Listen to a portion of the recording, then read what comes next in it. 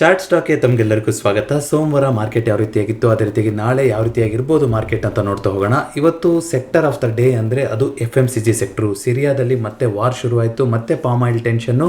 So ಯಾವ್ಯಾವುದು food products palm oil ಮೇಲೆ based ಆಗಿದೆಯೋ, ಎಸ್ಪೆಷಲಿ FMCG ಪ್ಯಾಕು, ಅದು ಅಷ್ಟರಲ್ಲೂ ಕೂಡ ಇವತ್ತು ನೆಗೆಟಿವ್ ಸೆಂಟಿಮೆಂಟ್ ಬಂದಿದೆ. Tata consumer just last week ಅಷ್ಟೇ ಮಾತಾಡಿದ್ವಿ ನೋಡಿ, ಈಗ 4% ಕರೆಕ್ಷನ್ ಆಗಿದೆ. ಅದು ಇವತ್ತಿನ ಟಾಪ್ ಲೂಸರ್ ಆಗಿದೆ ನಮ್ಮ ನಿಫ್ಟಿ 50ನಲ್ಲಿ ಅಂತ ನೋಡೋದಾದರೆ. HUL ಅಲ್ಲಿ ನಿನ್ನೆ ಒಬ್ಬರು ಕೇಳಿದ್ರು, ಇವತ್ತು ಮಾತಾಡೋಣ.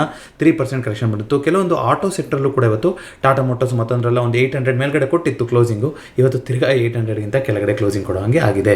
ವಿಪ್ರೋದಲ್ಲಿ ಸ್ಪ್ಲಿಟ್ಟು ಇದೆಲ್ಲ ಆದಮೇಲೆ ಒಳ್ಳೆ ರಿಕವರಿ ಕೊಟ್ಟಿದೆ, 2% ಅಪ್ ಮೂವ್ಮೆಂಟ್ ಆಗಿದೆ. ಇವತ್ತು ಟಾಪ್ ಗೇನರ್ ಅಂದರೆ ಬಹುಶಃ ಅದೇ ಅಂತ ಕಾಣಿಸುತ್ತೆ ವಿಪ್ರೋ ಇವತ್ತು ನಿಫ್ಟಿ 50ನಲ್ಲಿ ನೋಡ್ತಾ ಹೋಗೋದಾದರೆ.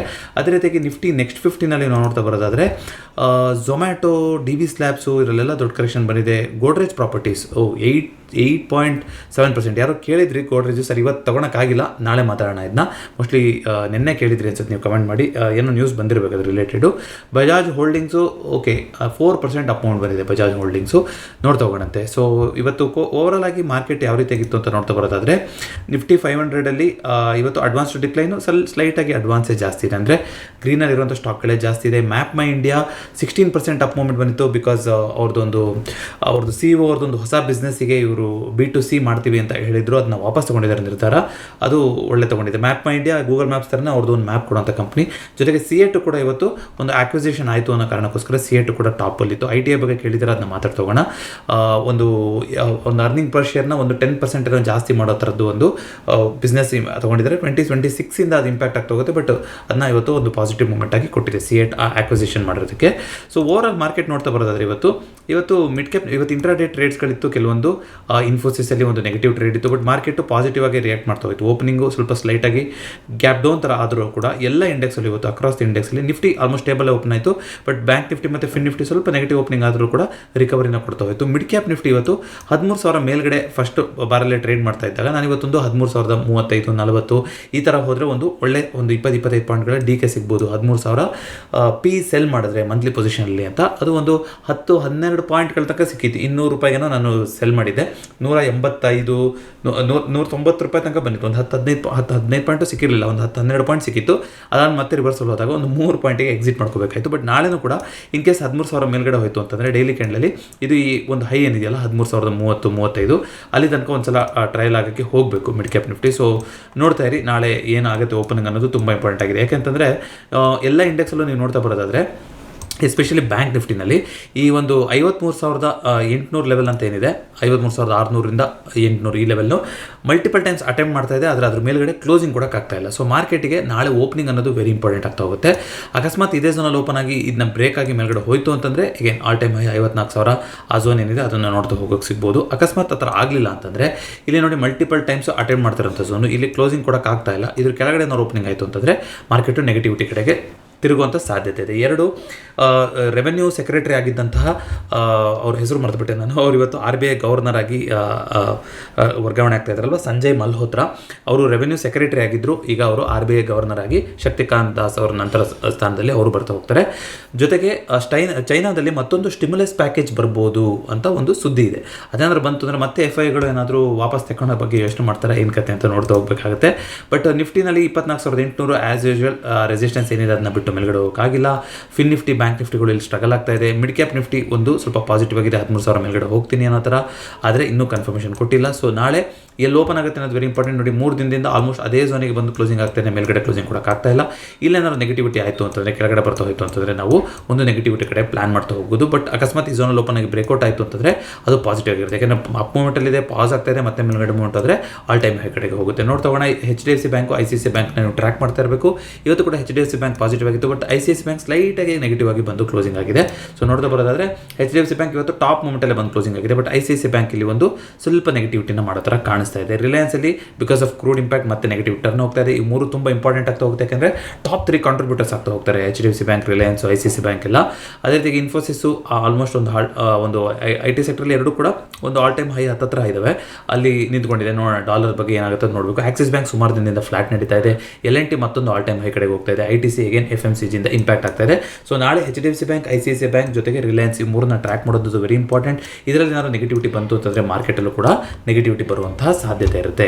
ಸೊ ಕ್ವಿಕ್ಕಾಗಿ ಒಂದಿಷ್ಟು ಸ್ಟಾಕ್ಸ್ಗಳ ಬಗ್ಗೆ ಮಾತಾಡ್ತಾ ಹೋಗೋದಾದರೆ, ಜೊತೆಗೆ ಕಮಾಡಿಟಿ ಟ್ರೇಡಿಂಗ್ ಬಗ್ಗೆ ಹೇಳಿ ಸರ್, ನಾವು ವರ್ಕಿಂಗ್ ಪ್ರೊಫೆಷನ್ಸ್ ಇರೋರು ಸಂಜೆ ನಾವು ನೋಡೋದು ಅಂದರೆ ಕಮಾಡಿಟಿ ಸೆಕ್ಟರ್ ಅಂದರೆ ಕ್ರೂಡ್ ಬರುತ್ತೆ, ನ್ಯಾಚುರಲ್ ಗ್ಯಾಸ್ ಬರುತ್ತೆ, ಜೊತೆಗೆ ಗೋಲ್ಡ್, ಸಿಲ್ವರ್ ಮೇನ್ ಆಗಿ, ಬೇರೆ ಅಲ್ಯೂಮಿನಿಯಂ, ಕಾಪರ್ ಇದೆಲ್ಲ ಇದೆ. ಬಟ್ ಮೇನ್ ಸ್ವಲ್ಪ ಲಿಕ್ವಿಡಿಟಿ ಅಂತ ನೋಡಿದ್ರೆ, ಯಾಕಂದರೆ ನನಗೆ ಕಮಾಡಿಟಿ ಟ್ರೇಡಿಂಗ್ ತುಂಬ ಹೊಸದು, ನಾನು ಕಮಾಡಿಟಿ ಟ್ರೇಡ್ ಮಾಡಿಲ್ಲ. ಇನ್ಫ್ಯಾಕ್ಟ್ ಸೆಗ್ಮೆಂಟ್ ಆಕ್ಟಿವೇಟ್ ಮಾಡಿರಲಿಲ್ಲ. ನೀವು ಹೇಳಿದ ಮೇಲೆ ಸರ್ ನಾನು ಸೆಗ್ಮೆಂಟ್ ಆಕ್ಟಿವೇಟ್ ರಿಕ್ವೆಸ್ಟ್ನ ಕಳಿಸಿದ್ದೀನಿ. ಸೊ ಯಾಕೆಂದರೆ ನೋಡಿ, ಕೆಲವೊಂದು ಚಾರ್ಟ್ ಪ್ಯಾಟರ್ನ್ ಸ್ವಲ್ಪ ವಾಲಟೈಲ್ ಇರುತ್ತೆ ಬೇರೆ ಮಾರ್ಕೆಟಿಗೆ ಹೋಲಿಸೋದಾದರೆ, ಎಸ್ಪೆಷಲಿ ಕ್ರೂಡು. ಇದು ಇಂಪಾರ್ಟೆಂಟ್ ಝೋನ್ 5700 ಅನ್ನೋದು ಇಲ್ಲಿ ಸಪೋರ್ಟ್ ತೊಗೊಂತಾರೆ. ಇವತ್ತೊಂದು ಒಳ್ಳೆ ಪ್ಲಾನ್ ಮಾಡ್ಬೋದಾಗಿದೆ. ಆ್ಯಕ್ಚುಲಿ ನಾನು ಇವತ್ತು ಓಪನಿಂಗ್ ಆದಾಗಲೇ ಅಂದ್ಕೊಂಡೆ ಇವತ್ತೊಂದು ಅಪ್ ಮೂಮೆಂಟ್ ಸಿಗ್ಬೋದು ಅಂತ, ಆಪ್ಷನ್ಸ್ಗಳನ್ನ ಮತ್ತೊಂದು ಪ್ಲಾನ್ ಮಾಡ್ತಾ ಹೋಗ್ಬೋದು. ಬಟ್ ಇನ್ನು ಸೆಗ್ಮೆಂಟ್ ಆಕ್ಟಿವೇಟ್ ಆಗಿಲ್ಲ. ನಂದು ಸೆಗ್ಮೆಂಟ್ ಆಕ್ಟಿವೇಟ್ ಆಯಿತು ಅಂತಂದರೆ ಎಲ್ಲ ದಿನ ಅಲ್ಲ ಅಂದ್ರೂ ಕೂಡ ಯಾವುದಾದ್ರೂ ಕೆಲವೊಂದು ದಿನ ಒಳ್ಳೆ ದಿನ ಅಂತ ಅನಿಸ್ತು ಅಂತಂದರೆ ಅವತ್ತಿನ ದಿನ ನಾವು ಮಾತಾಡ್ತಾ ಹೋಗೋದು. ಬಟ್ ಇವಾಗ ಇರುವಂಥ ಲೆವೆಲ್ ನೀವು ನೋಡ್ತಾ ಬರೋದಾದರೆ ಕ್ಲೀನ್ ಕಟ್ ಇದೇನಾಗಿದೆ, ಇದೊಂದು ಸಪೋರ್ಟ್ ಝೋನ್ ಆಗಿದೆ. ನೋಡಿ, ಇಲ್ಲಿ ನೀವು ಲೈನ್ ಹಾಕೊಂಡ್ಬಿಡ್ಬೋದು. ಈ ಲೈನ್ನ ಆರಾಮಾಗಿ ನೀವು ಇಲ್ಲಿ ಹಾಕೋಬೋದು. ಇದು ಕ್ಲಿಯರ್ ಕಟ್ಟಾಗಿ ಒಂದು ಸಪೋರ್ಟ್ 5600 ಈ ಲೆವೆಲ್ಲು. ಸೊ ಇಲ್ಲಿಂದ ಒಂದು ಮಾರ್ಕೆಟು ಬೌನ್ಸ್ ಆಗಬೇಕು ಅಂದರೆ ಕ್ರೂಡು ಮೇಲ್ಗಡೆ ಹೋಗಬೇಕು, ಕ್ರೂಡ್ ಆಯಿಲ್ ಫ್ಯೂಚರ್ ಅನ್ನೋದು ಅದು ಕರೆಕ್ಟ್ ಆಗಿರೋ ನಿರ್ಧಾರನೇ ಆಗ್ತಾ ಹೋಗುತ್ತೆ. ಸೊ ನೋಡ್ತಾ ಹೋಗೋಣ. ಸೊ ಆ ಥರ ಆಯಿತು ಅಂತಂದರೆ FMCG ಸೆಕ್ಟ್ರು ಇಷ್ಟು ಕೆಳಗಡೆ ಇದ್ರೂ ಇಷ್ಟು ದಿನ ರಿಕವರ್ ಆಗೋಕ್ಕಾಗಿಲ್ಲ. ಈಗ ಮತ್ತೆ ಮೇಲ್ಗಡೆ ಹೋಗ್ತಾ ಹೋಯಿತು ಅಂತಂದರೆ FMCG ಸೆಕ್ಟರ್ಗಳು ಸಫರ್ ಆಗುವಂಥ ಸಾಧ್ಯತೆ ಇದೆ, ವಿಚ್ ಇನ್ಕ್ಲೂಡ್ಸ್ ಪೇಂಟ್ ಸೆಗ್ಮೆಂಟ್ ಆಗಿರ್ಬೋದು, ಫುಡ್ ಇಂಡಸ್ಟ್ರಿ ಆಗಿರ್ಬೋದು ಮತ್ತೊಂದು. ಸೊ ಲಾಂಗ್ ಟರ್ಮಲ್ಲಿ ಇನ್ವೆಸ್ಟ್ ಮಾಡೋರು ಖಂಡಿತ ಒಳ್ಳೆ ಲೆವೆಲ್ಸು, ಆದರೆ ರಿಕವರ್ ಆಗೋಕ್ಕೆ ಟೈಮ್ ತೊಗೊಳುತ್ತೆ.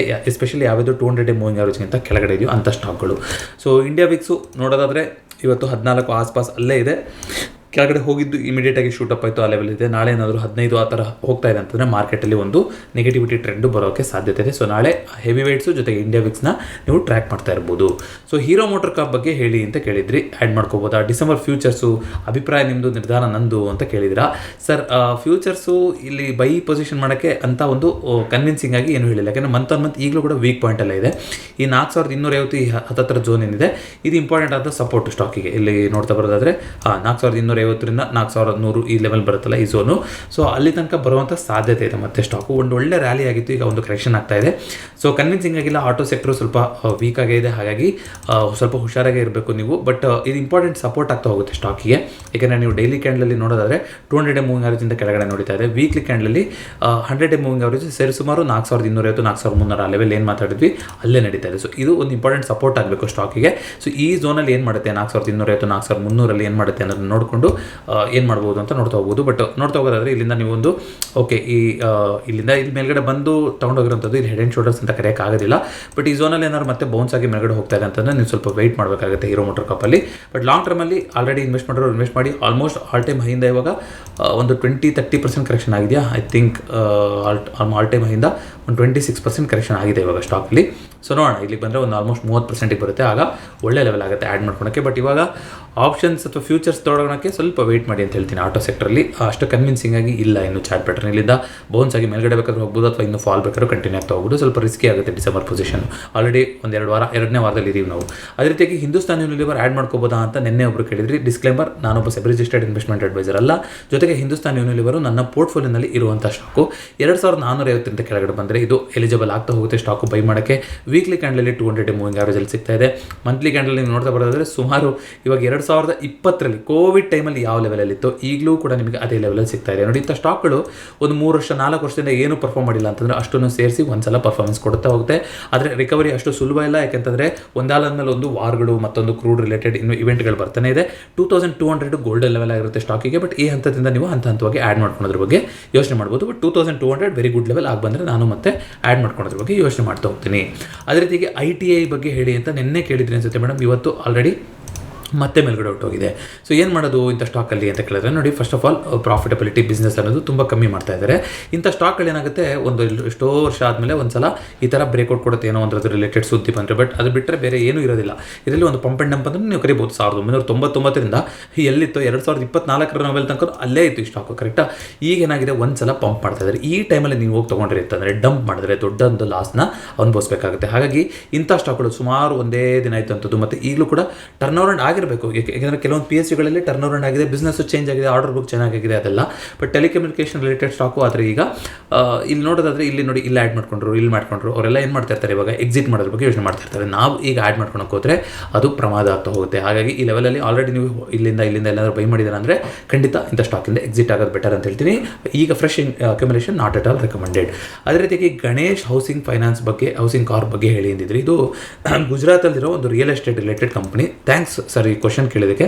ಯಾಕೆ ಅಂತಂದರೆ 2007-2008 ಹೌಸಿಂಗ್ ಬಬಲ್ ಕೊಲ್ಯಾಪ್ಸ್ ಆದಾಗಿಂದ ಈ ಹೈನ ಮಾಡ್ಕೋಗಿಲ್ಲ. ನೋಡಿ, ಇದಕ್ಕೊಂದು ಇಂಡಿಕೇಟರ್ ಅಥವಾ ಏನಾದರೂ ಒಂದು ಇಡಬೇಕು. ನಾನು ಒಂದು ಡ್ಯಾಶ್ ಬೋರ್ಡ್ ಏನಾದ್ರು ಕ್ರಿಯೇಟ್ ಮಾಡ್ಕೊತೀನಿ ಅಂದರೆ ಒಂದು ಮಲ್ಟಿ ಇಯರ್ ಹೈ, ಒಂದು 4-5 ವರ್ಷದಾದರೂ ಕೂಡ ನಾವು ಒಂದು ಒಳ್ಳೆ ಹೈ ಅಂತ ಕರಿತೀವಿ. ಬಟ್ ಇದು ನೋಡಿ, ಡೆಕೇಡ್ಸ್ ಹೈ 2008ರಲ್ಲಿ ಮಾಡಿದಂಥ ಹೈನ ಈಗ ಈ ವರ್ಷ 2024ರಲ್ಲಿ ವಿತ್ ಹೆವಿ ವಾಲ್ಯೂಮ್ ಬ್ರೇಕ್ಔಟ್ ಆಯ್ತಲ್ಲ, ಇದು ನಾವು ಹೇಳೋಂಥದ್ದು ಪಾಸಿಟಿವಿಟಿ ಅಂತ. ಅಂದರೆ ರಿಯಲ್ ಎಸ್ಟೇಟ್ ಸೆಕ್ಟರಲ್ಲೂ ನೀವು ಒಂದು ಚೇಂಜ್ ಆಗಿರೋದನ್ನ ನೀವು ನೋಡಿರ್ಬೋದು ಇವಾಗ. ಸೊ ಇದು ಒಂದು ಒಳ್ಳೆ ರೈಡ್ನ ತೊಗೊಂಡಿದೆ. ಈಗ ಹೇಗೇನು ಸೇಮ್ ಇಲ್ಲಿ ಏನಿತ್ತು ಇಷ್ಟು ದೊಡ್ಡ ಮೂಮೆಂಟ್ಗೆ ಬಂದುಬಿಟ್ಟಿದೆ ಉತ್ತರ. ಸೊ ಇನ್ನೂ ಮೇಲ್ಗಡೆ ಹೋಗ್ಬೋದು, ಇಲ್ಲ ಅಂತ ಹೇಳ್ತಿಲ್ಲ. ಆದರೆ ಈ ಪಾಯಿಂಟಲ್ಲಿ ನೀವು ತೊಗೊಂಡ್ರೆ ರಿಸ್ಟ್ ರಿವಾರ್ಡ್ ಕೂತ್ಕೊಳ್ತಾ ಹೋಗೋದಿಲ್ಲ. ಹಾಗಾಗಿ ಅಕ್ಯುಮುಲೇಷನ್ಗೆ ಈಗ ನಾಟ್ ಗ್ರೇಟ್ ಲೆವೆಲ್ ಅಂತ ಹೇಳ್ತೀನಿ. ಬಟ್ ಡೈಲಿ ಕ್ಯಾಂಡಲ್ ನೋಡೋದ್ರೆ ಆಲ್ರೆಡಿ ಸ್ಟಾಕು ಸ್ವಲ್ಪ ಓವರ್ ಬ್ಯಾಟ್ ಕ್ಯಾಟಗರಿಗೆ ಹೋಗಿದೆ. ಇಲ್ಲಿಂದ ಒಂದು ಇಲ್ಲಿ ಸ್ವಲ್ಪ ಸ್ಟ್ರಗಲ್ ಆಗ್ತಿರೋದು ಕಾಣಿಸ್ತಾ ಇದೆ ನಿಮಗೆ 1300 ಒಂದು 4-5 ದಿನದಿಂದ. ಹಾಗಾಗಿ ಫ್ರೆಶ್ ಅಕ್ಯುಮುಲೇಷನ್ ನಾಟ್ ರೆಕಮೆಂಡೆಡ್ ಇವಾಗ. ಬಟ್ ಒಳ್ಳೆ ಚಾಯ್ಸ್, ನೀವು ಹೇಳಿದ ಕರೆಕ್ಟು. ಸುಮಾರು ವರ್ಷ ಆದಮೇಲೆ ಬ್ರೇಕ್ಔಟ್ ಆಗಿರೋಂಥ ಸ್ಟಾಕು ರೆಡರಲ್ಲಿ ಇಟ್ಕೊಂಡ್ರೆ ಇಂಥ ಸ್ಟಾಕ್ಗಳನ್ನು ನೋಡಿ, ಈ ಥರ ಬ್ರೇಕ್ಔಟ್ ಬರುತ್ತಲ್ಲ, ಇದು ಮಂತ್ಲಿ ಬ್ರೇಕ್ಔಟು. ಬಟ್ ಡೈಲಿ ಕ್ಯಾಂಡಲ್ ನಿಮ್ಗೆ ಗೊತ್ತಾಗುತ್ತೆ ಯಾವಾಗ ಅದು ಬ್ರೇಕ್ಔಟ್ ಆಗಿದೆ, ಒಳ್ಳೆ ವಾಲ್ಯೂಮ್ ಬರ್ತಾ ಇದೆ ಅಂತಂದಾಗ. ಸೊ ಆ ಟೈಮಲ್ಲಿ ನಾವು ಮಲ್ಟಿ ಇಯರ್ ಕ್ಯಾಂಡಲ್ಗಳನ್ನು ಸ್ವಿಚ್ ಮಾಡಿಕೊಂಡು ನೋಡಿದ್ರೆ ಅಲ್ಲಿ ನಮಗೆ ಒಂದು ಟ್ರೇಡಿಂಗ್ ಆಪರ್ಚುನಿಟಿ ಸಿಗುತ್ತೆ. ಯಾಕಂದರೆ ಸಾಮಾನ್ಯವಾಗಿ ಈ ಥರ ಮಲ್ಟಿ ಇಯರ್ ಹೈ ಬ್ರೇಕ್ಔಟ್ ಆಯಿತು ಅಂತಂದರೆ ಅದು ಒಂದು ಒಳ್ಳೆ ರಿಟರ್ನ್ನ ಕೊಡುವಂಥ ಸಾಧ್ಯತೆ ಇರುತ್ತೆ. ಅಂದರೆ 10 ವರ್ಷ 15 ವರ್ಷ ಇಟ್ಕೊಂಡು ಕೂತಿರೋರಿಗೆ ಸ್ಟಾಕಿಗೆ ಏನೂ ರಿಟರ್ನ್ ಕೊಟ್ಟಿರಲ್ಲ. ಜಸ್ಟ್ ನೀವು 1 ತಿಂಗಳು 2 ತಿಂಗಳಲ್ಲಿ ನೀವು ಮಾಡಿದ್ರೆ ಅದಕ್ಕಿಂತ ಜಾಸ್ತಿ ರಿಟರ್ನ್ಸ್ನ ತೆಗೆದು ಹೋಗ್ಬೋದು. ಅದಕ್ಕೆ ಹೇಳೋದು, ಕೆಲವೊಂದು ಸಲ ಇನ್ವೆಸ್ಟ್ಮೆಂಟ್ ಅನ್ನೋದು ಇಟ್ಸ್ ಆಲ್ ಅಬೌಟ್ ನಾವು ಯಾವ ಥರ ಪಿಕ್ ಮಾಡ್ತೀವಿ, ಯಾವಾಗ ತೊಗೊತೀವಿ ಅನ್ನೋದು ಕೂಡ. ಯಾವಾಗ ತೊಗೊತೀವಿ ಅನ್ನೋದು ಟೈಮ್ ಮಾಡೋದು ಕಷ್ಟ, ಬಟ್ ಅಷ್ಟೊಂದು ಪೇಷನ್ಸ್ ಇರಬೇಕಾಗುತ್ತೆ ಕೆಲವೊಂದು ಸ್ಟಾಕ್ಗಳಲ್ಲಿ. ಹಾಗಾಗಿ ಇಂಥ ಸ್ಟಾಕ್ಗಳನ್ನ ನಾನು ಲಾಂಗ್ ಟರ್ಮ್ ಪೋರ್ಟ್ಫೋಲಿಯೋನಲ್ಲಿ ಇಷ್ಟಪಡೋದಿಲ್ಲ. ಯಾಕೆಂತಂದರೆ ಕನ್ಸಿಸ್ಟೆಂಟಾಗಿ ಒಂದೇ ಕಡೆ ಇದೆ ಅಂತಂದರೆ ನಿಮಗೆ ಆ ಒಂದು ಪೇಷನ್ಸ್ನ ಟೆಸ್ಟ್ ಮಾಡೋಂಥ ಒಂದು ಲೆವೆಲ್ ಆಗಿರುತ್ತೆ. ಜೊತೆಗೆ ಇತ್ತೀಚೆಗೆ ಒಂದು ಮ್ಯೂಚುವಲ್ ಫಂಡ್ ಡೇಟಾನು ಬಂದಿತ್ತು. ಯಾಕೆ ಲಾಂಗ್ ಟರ್ಮ್ ಇನ್ವೆಸ್ಟರ್ಸು ದುಡ್ಡು ಮಾಡೋಕ್ಕೆ ಆಗ್ತಾ ಇಲ್ಲ ಅಂತಂದರೆ, ರಿಟೇಲ್ ಇನ್ವೆಸ್ಟರ್ಸ್ ಎಸ್ಪೆಷಲಿ ಯಾರು ಕೂಡ 2 ವರ್ಷಕ್ಕಿಂತ ಜಾಸ್ತಿ ಮ್ಯೂಚುವಲ್ ಫಂಡ್ಗಳನ್ನು ಹೋಲ್ಡ್ ಮಾಡ್ತಾ ಇಲ್ಲ. Majority of the people hold ಮಾಡ್ತಾ ಇಲ್ಲ ಅಂತ ಬಂದಿದೆ. ಹಾಗಾಗಿ ಇಷ್ಟು ವರ್ಷ ಇಟ್ಕೊಂಡು ಹೋಲ್ಡ್ ಮಾಡಿರೋರು ಗೊತ್ತಿಲ್ಲ, ಅದು ಚಾನ್ಸಸ್ ತುಂಬ ಕಡಿಮೆ. ಬಟ್ ನೀವು ತೊಗೊಂಡಾಗ ಅಂತ ಬ್ರೇಕ್ಔಟ್ ಆಗ್ತಿದೆ ಅಂದಾಗ ಈ ಥರ ಕೆಲವು ಪ್ಯಾರಾಮೀಟರ್ಗಳನ್ನ ಚೆಕ್ ಮಾಡಿಕೊಂಡ್ರೆ ಹೆಲ್ಪ್ ಆಗ್ತಾ ಹೋಗುತ್ತೆ. ವೆಂಕೀಸ್ ಇಂಡಿಯಾ ಬಗ್ಗೆ ಹೇಳಿ ಅಂದಿದ್ರು. ಪೌಲ್ಟ್ರಿ, ಚಿಕನ್ನು, ಈ ಮೀಟು ಇದರದ್ದು ರಿಲೇಟೆಡ್ ಕಂಪನಿ ಅಲ್ವಾ, ಕಾಂಪಿಟೇಷನ್ ಜಾಸ್ತಿನೇ ಆಗಿದೆ. ಬಟ್ ಇವು ನೋಡ್ತಾ ಬರೋದಾದರೆ ಒಂದೇ ಲೆವೆಲಲ್ಲಿತ್ತು, ಅಲ್ಲಿಂದ ಒಂದು ಒಳ್ಳೆ ಬ್ರೇಕ್ಔಟ್ ಆಯಿತು 2016 ಟೈಮಲ್ಲಿ. ಈಗ ಒಂದು ಕ್ಲೀನಾಗಿ ಒಂದು ಟ್ರೆಂಡ್ ಲೈನ್ ರೆಫರೆನ್ಸಲ್ಲಿ ಹೋಗ್ತಾ ಇದೆ. ಈಗ ಒಂದು ಕ್ಲೈಮ್ಯಾಕ್ಸ್ ಹತ್ತತ್ರಕ್ಕೆ ಬರ್ತಾ ಇದೆ. ಇಲ್ಲಿಂದ ನಾವು ಬ್ರೇಕ್ಔಟ್ ಆಯಿತು ಅಂದರೆ ಸ್ಟಾಕು ಮತ್ತೆ ಮೇಲ್ಗಡೆ ಹೋಗುತ್ತೆ ಸಾಧ್ಯತೆ ಇದೆ. FIಗಳು ಸ್ಲೈಟಾಗಿ ಈಗಲೂ ಕೂಡ ಪಾಸಿಟಿವ್ ಆಗಿದ್ದಾರೆ. ಒಂದು ಸಣ್ಣಗೆ ಇಲ್ಲಿ ಒಂದು ವಾಲ್ಯೂಮ್ ಬಂದಿದೆ, ಮತ್ತೆ ಏನೂ ಆಗಿಲ್ಲ. ಮತ್ತೆ ಇಲ್ಲಾಂದ್ರೆ ಒಂದು ಒಳ್ಳೆ ವಾಲ್ಯೂಮ್ ಬಂತು, ಮತ್ತೊಂದು ಆಯಿತು ಅಂತಂದರೆ ನೀವು ಪ್ಲಾನ್ ಮಾಡ್ತಾ ಹೋಗೋದು. ಬಟ್ ಕಾಂಪಿಟೇಷನು ತುಂಬ ಇದೆ ಅನ್ಸುತ್ತೆ. ಇವಾಗ ಸುಮಾರು ಕಾಂಪಿಟೇಟರ್ ಕೂಡ ಬಂದಿದ್ದಾರೆ.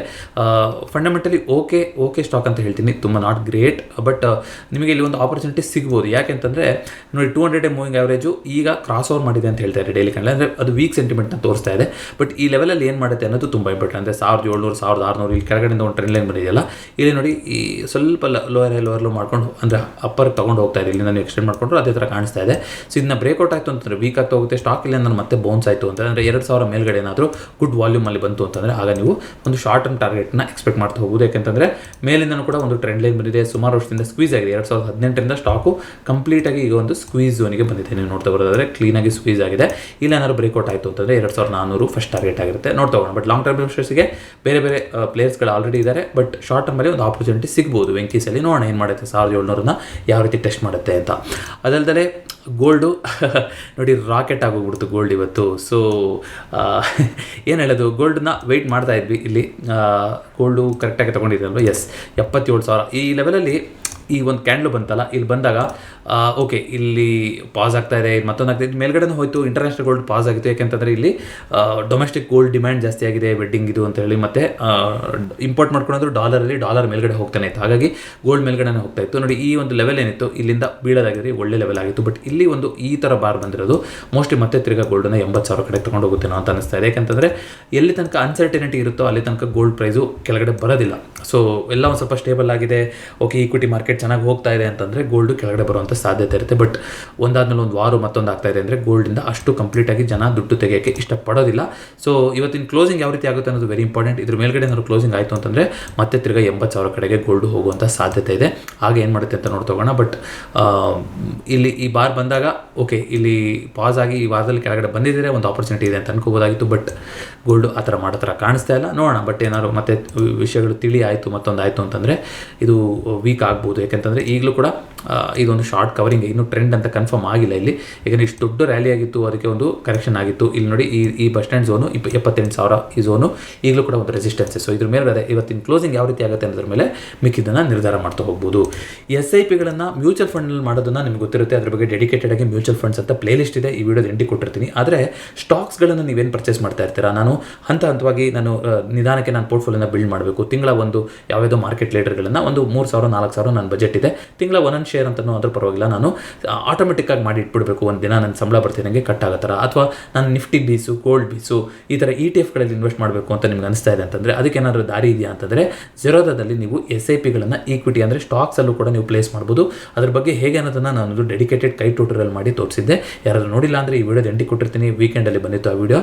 ಸೊ ಅದನ್ನ ನೀವು ಸಿಸ್ಟಮ್ಯಾಟಿಕ್ ಆಗಿ ನೀವು ಮ್ಯೂಚುವಲ್ ಫಂಡ್ಸ್ ಅಲ್ಲದೆ ನೀವು ಡೈರೆಕ್ಟಾಗಿ ಇಷ್ಟು ಟೈಮಲ್ಲಿ 9:30 ಮೂರು ಗಂಟೆ ಟೈಮಲ್ಲಿ ಯಾವ ಟೈಮಲ್ಲಿ ಬೇಕಾದರೂ ನೀವು, ಯಾಕಂದರೆ ಮ್ಯೂಚುವಲ್ ಫಂಡಲ್ಲಿ ಏನಾಗಿರುತ್ತೆ, at the end of the day data ಬಂದಿರುತ್ತಲ್ವ, at the end of the day ಏನು ಮಾರ್ಕೆಟು ಎಲ್ಲಿ ಕ್ಲೋಸ್ ಆಗಿರುತ್ತೋ ಅದ್ರ ಮೇಲೆ ನಿಮ್ಮ ಮ್ಯೂಚುವಲ್ ಫಂಡ್ ಎಕ್ಸಿಕ್ಯೂಷನ್ ಆಗ್ತಾ ಹೋಗುತ್ತೆ. ಬಟ್ ನಿಮಗೆ ಇಂಥ ಟೈಮಲ್ಲೇ ಪ್ಲೇಸ್ ಮಾಡಬೇಕು ಅಂತ ಏನೋ ಒಂದಿರುತ್ತೆ, ಮಾರ್ಕೆಟ್ ಅವರಲ್ಲಿ ಪ್ಲೇಸ್ ಮಾಡಬೇಕು, ಆ ರೀತಿ ಆವರೇಜ್ ಮಾಡ್ಕೋಬೇಕು ಅಂತಿದೆ ಅಂತಂದರೆ ಖಂಡಿತ ನೀವು ಆ ಆಪ್ಷನ್ಗಳನ್ನು ನೋಡ್ತಾ ಹೋಗ್ಬೋದು.